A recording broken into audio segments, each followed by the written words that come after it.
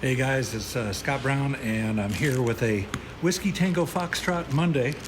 I've got a early 2000s Ford out here that came in with a no start, crank no start, had a secondary fuel pump failure code.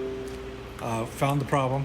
The inertia switch was smoked. The terminals were all burned up, so we ordered up a small little pigtail harness. Could get that factory. Apparently my guys could not come up with a Ford factory unit, so they say, oh, well, we're going to get a Motorcraft, or a standard product for it. So I said, well, okay, all right, standard should be pretty good. So we wire it all up, put it back together, and guess what? I've got no circuit back to the fuel tank. I start checking it, and I find the anomaly. Here is the original.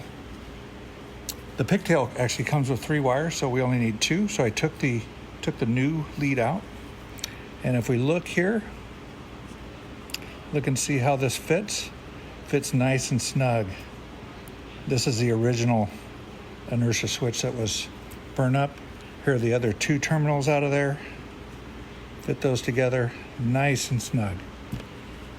Grab my new quality aftermarket part that says Heco in China, Heco in China.